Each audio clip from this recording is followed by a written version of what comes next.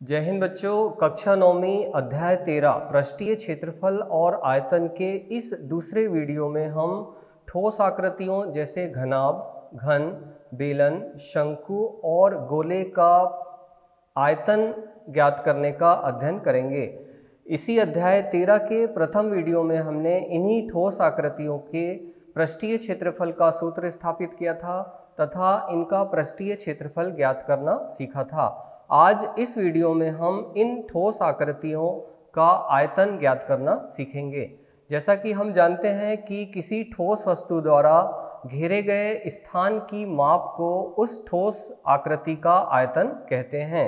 परंतु यदि वह ठोस आकृति खोखली है अर्थात उसका आंतरिक भाग रिक्त है, तब उस आंतरिक भाग में समा सकने वाले या भरे जा सकने वाले वस्तु या द्रव्य से उसका आयतन मापा जाता है तथा उसे उस ठोस आकृति की धारिता कहते हैं।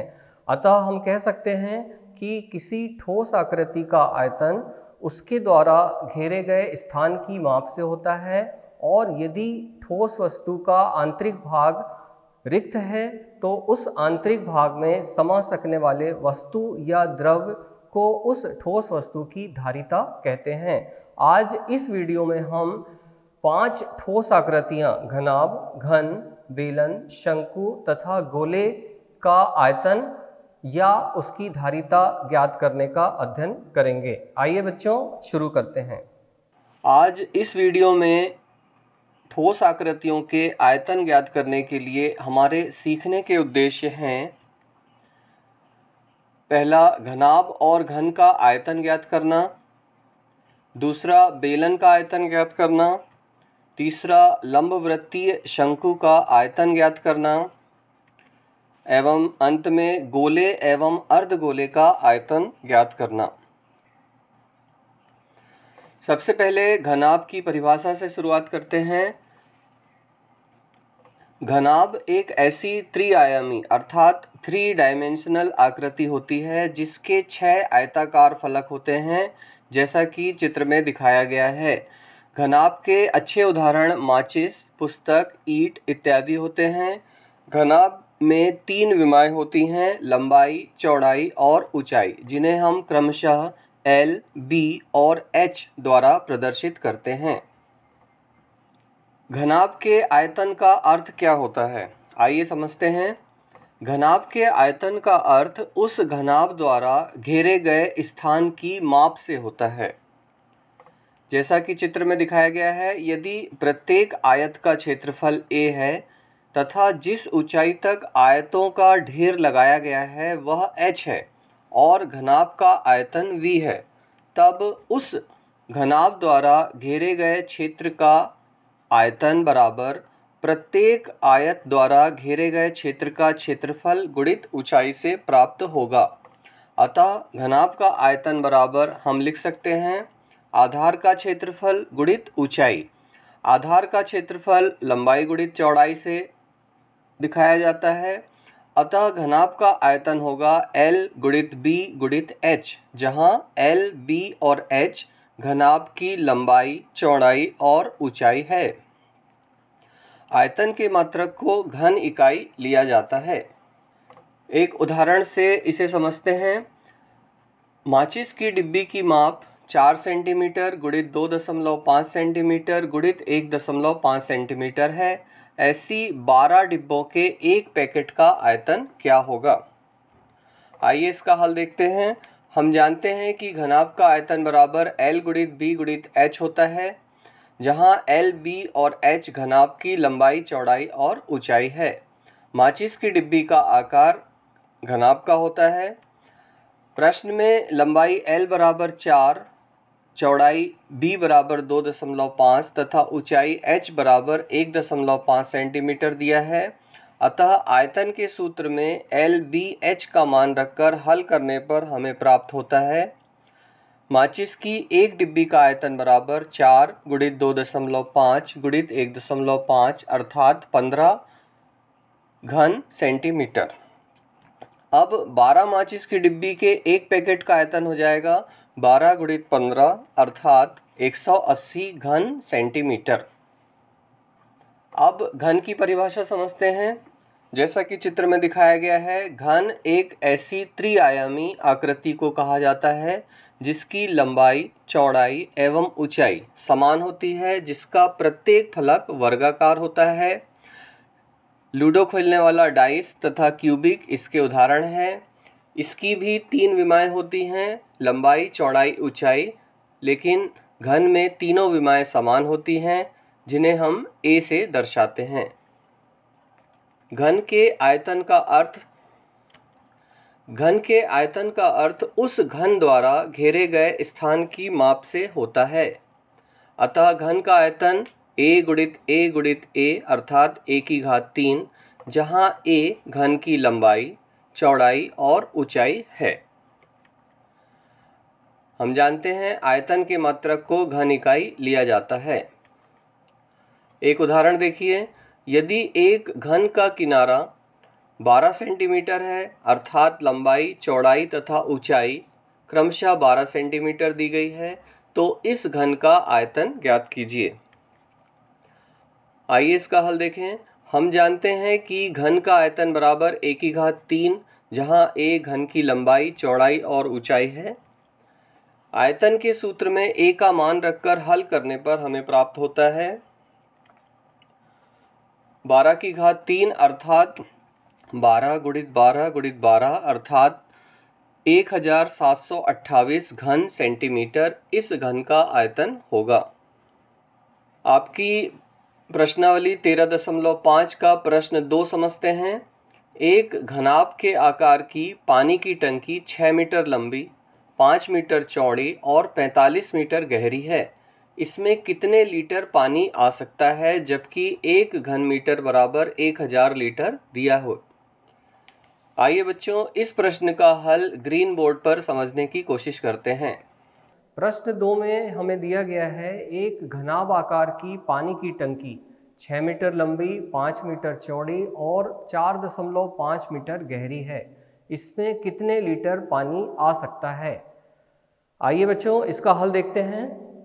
हमें घनाभ आकार की टंकी दी हुई है, तो यदि हम घनाभ के आकार का इस टाइप का एक घनाभ का चित्र बना लें तो हमें प्रश्न समझने में आसानी होगी। ये हमें घनाभ आकार की टंकी दी हुई है, इसकी लंबाई, चौड़ाई और गहराई दी हुई है, अर्थात हमें इसकी धारिता ज्ञात करना है। हमें ज्ञात करना है कि इस टंकी में कितने लीटर पानी समा सकता है। तो हमें दिया गया है एक घनाभ आकार की टंकी जिसकी लंबाई L बराबर हमें दिया है 6 मीटर, जिसकी चौड़ाई हमें दी है 5 मीटर तथा ऊंचाई हमें 4.5 मीटर दी हुई है। हमें इस टंकी का आयतन या इसकी धारिता ज्ञात करनी है। हम जानते हैं बच्चों, टंकी का आयतन, घनाभ आकार टंकी का आयतन बराबर L गुणित B गुणित H होता है। इस सूत्र में इन विमाओं के मान रखने पर हमें प्राप्त होगा 6 गुणित 5 गुणित 4.5। जब हम इन तीनों राशियों का गुणा करेंगे तो हमें प्राप्त होगा 135 घन मीटर। यही हमारा आंसर होगा। परंतु इस प्रश्न में हमें 1 घन मीटर बराबर 1000 लीटर यह दिया हुआ है।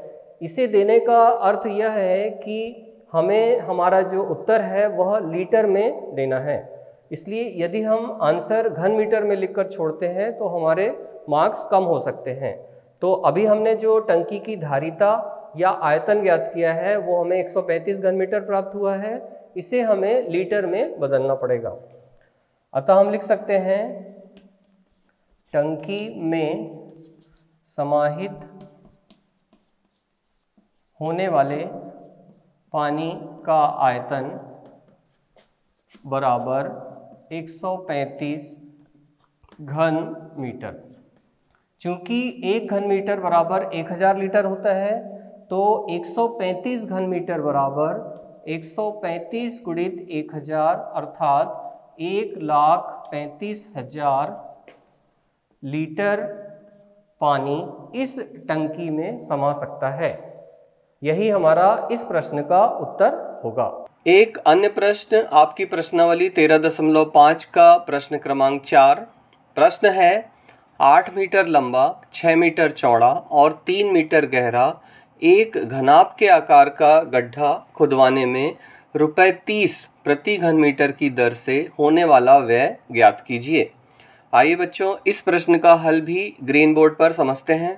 इस प्रश्न में हमें एक घनाभ आकार का गड्ढा खोदना है और हमें उसकी धारिता या उसका आयतन ज्ञात करना होगा। उसके बाद हम प्रश्न में दिए अनुसार उस गड्ढे को खुदवाने के लिए होने वाला व्यय ज्ञात करेंगे। आइए बच्चों देखते हैं। प्रश्न में हमें घनाभ आकार का गड्ढा दिया हुआ है। हम इसे एक रेखा चित्र की सहायता से देख सकते हैं। इसे हम एक घनाभ आकार का गड्ढा मान लेते हैं जिसकी विमाएं लंबाई, चौड़ाई और ऊंचाई, यह तीनों इस घनाभ की विमाएं कहलाती हैं। लंबाई L बराबर हमें दिया है प्रश्न में 8 मीटर, चौड़ाई 6 मीटर तथा ऊंचाई या गहराई हमें प्रश्न में 3 मीटर दी है। अब हम घनाभ के आकार के गड्ढे का आयतन ज्ञात कर सकते हैं। हम जानते हैं घनाभ का आयतन बराबर L, B और H होता है। इस सूत्र में मान रखने पर हमें प्राप्त होगा 8 गुणित 6 गुणित 3। इन तीनों का गुणनफल से हमें घनाभ आकार के गड्ढे का आयतन ज्ञात होगा। 8 गुणित 6 गुणित 3 अर्थात हमें प्राप्त होगा 144 और यहाँ पे हमारा मात्रक होगा घन मीटर। लंबाई, चौड़ाई और ऊंचाई तीनों हमें मीटर में दी है, तो मीटर गुणित मीटर अर्थात घन मीटर, यह इस घनाभ आकार के गड्ढे का आयतन होगा। अब प्रश्न में हमें दिया है कि 1 घन मीटर गड्ढा खोदने में होने वाला व्यय 30 रुपये है और हमारा जो घनाभ आकार का गड्ढा है उसका आयतन 144 घन मीटर है। तो हमें इतने घन मीटर आयतन का गड्ढा खुदवाने का व्यय ज्ञात करना है। अतः हम लिखते हैं चूंकि 1 घन मीटर गड्ढा खुदवाने का व्यय बराबर रुपए 30, यह हमें प्रश्न में दिया हुआ है। अतः 144 घन मीटर जो कि हमारे गड्ढे का आयतन है, 144 घन मीटर गड्ढा खुदवाने का व्यय बराबर होगा 144 गुणित 30। इसे गुणा करने पर हमें आंसर प्राप्त होगा। 144 गुणित 30 करने पर हमें प्राप्त होता है रुपए 4320। अतः बच्चों हम कह सकते हैं कि 8 मीटर लंबे, 6 मीटर चौड़े और 3 मीटर गहरे घनाभ आकार के गड्ढे खुदवाने में रुपए 30 प्रति घन मीटर की दर से होने वाला व्यय रुपए 4320 होगा। यही हमारा उत्तर होगा। अब बेलन का आयतन। यदि हम कागज की अनेक वृत्ताकार शीट लें और उन्हें एक के ऊपर एक रखकर ऊर्ध्वाधर ढेरी बनाएं तो हमें एक लंब वृत्तीय बेलन प्राप्त हो जाता है जिसका आधार वृत्ताकार होता है, जैसा कि चित्र में दिखाया गया है। बेलन एक ऐसी त्रिआयामी ठोस आकृति होती है जो कि 2 वृत्त एवं एक वक्रीय आयत से मिलकर बनी होती है। इसके 2 सिरे समान त्रिज्या वाले वृत्त होते हैं एवं पार्श्व पृष्ठ वक्रीय होता है। बेलन के आयतन का अर्थ समझते हैं। समान माप के वृत्तों को एक के ऊपर एक रखकर एक बेलन बनाया जा सकता है। बेलन के आयतन का अर्थ उस बेलन द्वारा घेरे गए स्थान की माप से होगा। अतः बेलन का आयतन बराबर आधार का क्षेत्रफल गुणित ऊंचाई हम लिख सकते हैं, अर्थात यह आयतन वृत्तीय आधार का क्षेत्रफल गुणित ऊंचाई के बराबर होगा, अर्थात पाई आर स्क्वायर गुणित h होगा, जहां r बेलन के आधार की त्रिज्या है और h उसकी ऊंचाई है। अंत में हम लिख सकते हैं कि बेलन का आयतन बराबर पाई आर स्क्वायर h होगा। आपकी प्रश्नावली 13.6 का प्रश्न क्रमांक 1 देखिए। एक बेलनाकार बर्तन के आधार की परिधि 132 सेंटीमीटर और उसकी ऊंचाई 25 सेंटीमीटर है। इस बर्तन में कितने लीटर पानी आ सकता है, जबकि 1 लीटर बराबर 1000 घन सेंटीमीटर दिया गया है। आइए बच्चों, इसका हल भी हम ग्रीन बोर्ड पर समझते हैं। आइए बच्चों, अब प्रश्नावली 13.6 का प्रश्न 1 समझने की कोशिश करते हैं। प्रश्न में हमें दिया है एक बेलनाकार बर्तन के आधार की परिधि 132 सेंटीमीटर और उसकी ऊंचाई 25 सेंटीमीटर है। इस बर्तन में कितने लीटर पानी आ सकता है? अर्थात हमें बेलनाकार बर्तन का आयतन, या हम कह सकते हैं हमें बेलनाकार बर्तन की धारिता ज्ञात करनी है। बेलनाकार बर्तन का आयतन हम जानते हैं पाई आर स्क्वायर एच होता है।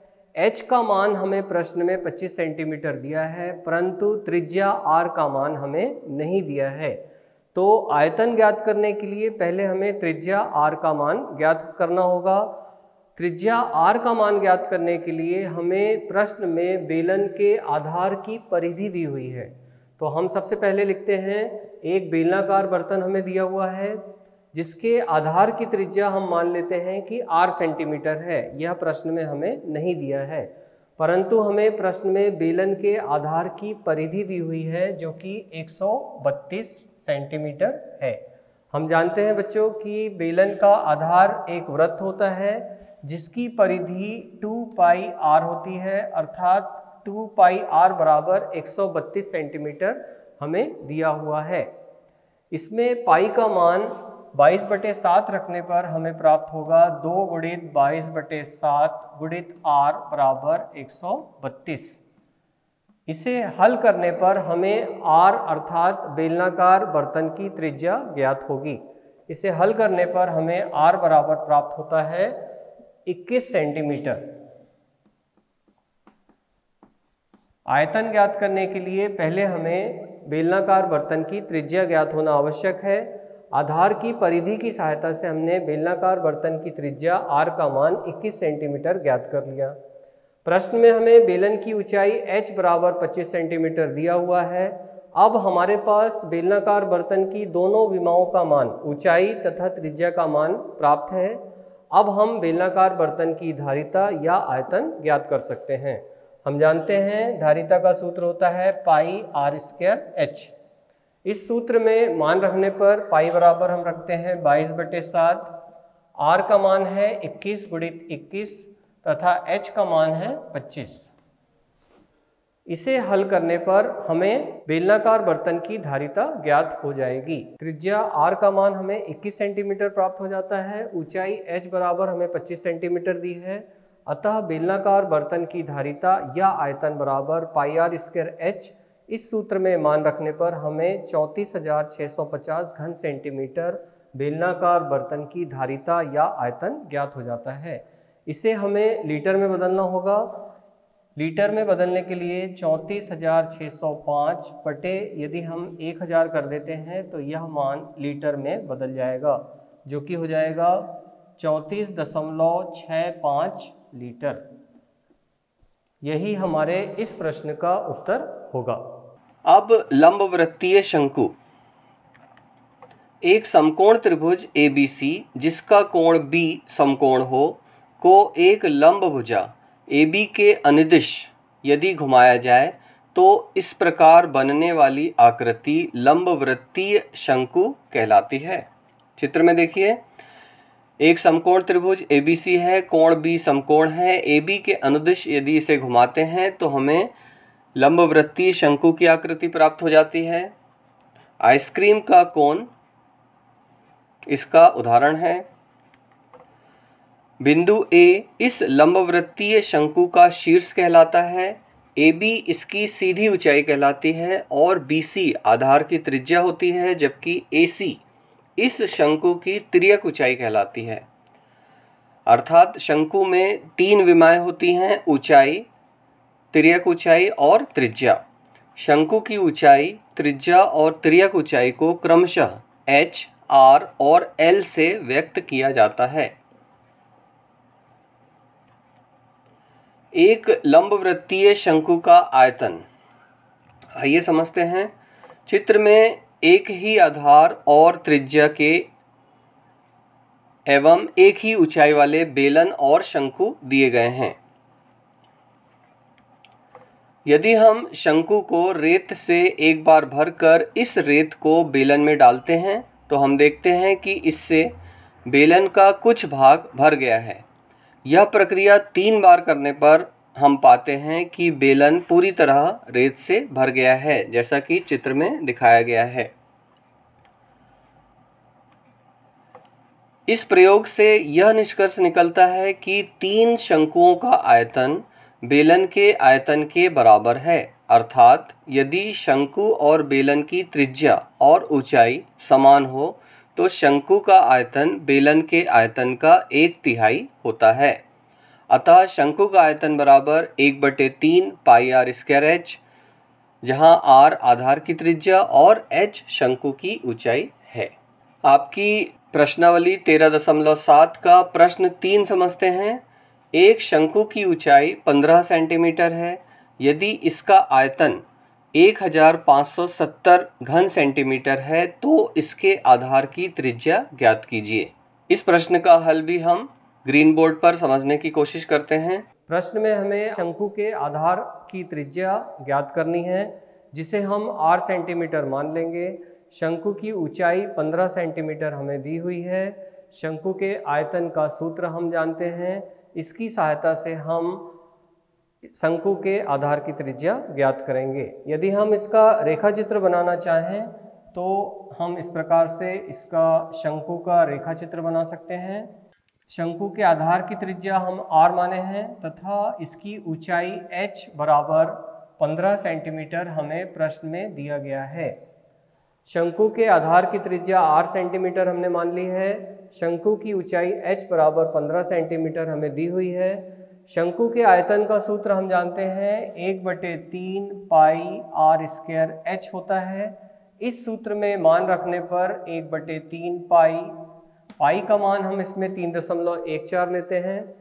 आर स्क्वायर त्रिज्या का मान हमें ज्ञात करना है। ऊंचाई h का मान हमें 15 सेंटीमीटर दिया हुआ है। इस प्रकार हम शंकु का आयतन सूत्र की सहायता से ज्ञात करते हैं। इसे हल करने पर हमें प्राप्त होता है 15.70 आर स्क्वायर घन सेंटीमीटर। सूत्र की सहायता से हमने दिए गए शंकु का आयतन ज्ञात किया है, परंतु प्रश्न में हमें शंकु का आयतन 1570 घन सेंटीमीटर दिया गया है। अतः हम इसके बराबर 1570 जो कि हमें प्रश्न में दिया है इसे रख देते हैं। अब हमारा यह जो समीकरण है इसे हल करने पर हमें आधार की त्रिज्या r का मान ज्ञात होगा। आर स्क्वायर बराबर हमें प्राप्त होगा 1570/15.70। इसे हल करने पर हमें आधार की त्रिज्या r का मान ज्ञात होगा। यदि हम दशमलव हटाते हैं तो हमें प्राप्त होगा 100/1570। ये कैंसिल हो जाएगा तो हमें प्राप्त होता है 100। चूँकि आर स्क्वायर बराबर 100 इसलिए त्रिज्या r बराबर 10 सेंटीमीटर यह हमें प्राप्त हो जाता है। अतः हम लिख सकते हैं कि दिए गए शंकु के आधार की त्रिज्या r बराबर 10 सेंटीमीटर है। यही हमारे प्रश्न का उत्तर है। अब गोले का आयतन ज्ञात करते हैं। गोले का आयतन मापने के लिए हम विभिन्न त्रिज्या वाले 2 गोले लेते हैं तथा एक बर्तन जिसके अंदर इनमें से एक गोले को रखा जा सके लेते हैं। अब बर्तन को पूरा ऊपर तक पानी से भर देते हैं। बर्तन में एक गोले को डालते हैं तो बर्तन में से कुछ पानी बाहर निकलकर एक अन्य बर्तन में जाएगा जिसमें यह बर्तन रखा हुआ है, जैसा कि चित्र में दिखाया गया है। अब इस निकले हुए पानी को एक नापने वाले तीसरे बर्तन में डालते हैं। यदि पानी में डुबाए गए गोले की त्रिज्या r है तो हम यह पाते हैं कि गोले का आयतन बर्तन से बाहर निकले पानी के आयतन के बराबर आता है। अतः हम यह कह सकते हैं कि गोले का आयतन उसके द्वारा हटाए गए पानी के आयतन के बराबर है। बार बार प्रयोग करने पर हमें यह प्राप्त होता है कि एक गोले का आयतन गोले की त्रिज्या के घन का 4/3 पाई गुना है। तो हम लिख सकते हैं गोले का आयतन बराबर 4/3 गुणित पाई आर क्यूब, जहाँ आर गोले की त्रिज्या है। इसी प्रकार अर्धगोले का आयतन गोले के आयतन का आधा होता है। अतः अर्धगोले का आयतन बराबर 4/3 गुणित पाई आर की घात 3 गुणित 1/2, अर्थात अर्धगोले का आयतन बराबर 2/3 पाई आर की घात 3 हमें प्राप्त हो जाता है। प्रश्नावली 13.8 का प्रश्न 3 समझिए। धातु की एक गेंद का व्यास 4.2 सेंटीमीटर है। यदि इस धातु का घनत्व 8.9 ग्राम प्रति घन सेंटीमीटर है तो इस गेंद का द्रव्यमान ज्ञात कीजिए। प्रश्न को हम ग्रीन बोर्ड पर समझते हैं। आइए। प्रश्न में हमें धातु की एक गेंद का द्रव्यमान ज्ञात करना है, जो कि हमें इस सूत्र से प्राप्त होगा। गेंद का द्रव्यमान बराबर गेंद का आयतन गुणित गेंद की धातु का घनत्व। प्रश्न में हमें गेंद की धातु का घनत्व 8.9 ग्राम प्रति घन सेंटीमीटर दिया हुआ है। अब द्रव्यमान ज्ञात करने के लिए हमें केवल गेंद का आयतन ज्ञात करना होगा। गेंद के आयतन का सूत्र हम जानते हैं 4/3 पाई आर क्यूब होता है, जहां आर गेंद की त्रिज्या होती है। प्रश्न में हमें गेंद का व्यास 4.2 सेंटीमीटर दिया है। व्यास हम जानते हैं त्रिज्या का दुगना होता है, अतः गेंद की त्रिज्या r बराबर 4.2/2। व्यास को हम आधा करेंगे, अर्थात 2.1 सेंटीमीटर हमें त्रिज्या प्राप्त हो जाती है। इन मानों को हम इस सूत्र में रखकर गेंद का आयतन ज्ञात करेंगे। 4/3 पाई का मान यदि हम 22/7 लेते हैं तथा r का मान हमें दिया है 2.1 की घात 3। इसे हल करने पर हमें गेंद का आयतन प्राप्त होगा, जो कि 38.808 घन सेंटीमीटर प्राप्त होता है। अब इस गेंद का आयतन के सूत्र का मान हम यदि इस समीकरण में रख दें 38.808 तथा गेंद की धातु का घनत्व हमें प्रश्न में 8.9 दिया है, तो हमें उस गेंद का द्रव्यमान प्राप्त होगा, जो कि लगभग 345.39 ग्राम लगभग हमें प्राप्त हो जाता है। यही हमारे प्रश्न का उत्तर होगा। इस द्वितीय वीडियो में हमने इन्हीं ठोस आकृतियों का आयतन या धारिता ज्ञात करने का अभ्यास किया है। गणित की वह शाखा जिसमें हम क्षेत्रफल और आयतन ज्ञात करते हैं क्षेत्रमिति कहलाती है। क्षेत्रमिति परीक्षा की दृष्टि से हमारे लिए काफ़ी स्कोरिंग होती है। यदि हम ठोस आकृतियों का रेखीय निरूपण कर सकते हैं तथा हमें इन ठोस आकृतियों की विमाओं का ज्ञान है तथा इन ठोस आकृतियों के पृष्ठीय क्षेत्रफल और आयतनों के समस्त सूत्रों को यदि हम एक सूचीबद्ध करके उन्हें याद करते हैं और यदि हमें विमाओं का ज्ञान है तो हम क्षेत्रमिति के समस्त गणित आसानी से हल कर सकते हैं। इस प्रकार यह परीक्षा में हम अधिक स्कोर प्राप्त कर सकते हैं। आज की वीडियो में इतना ही। धन्यवाद। जय हिंद।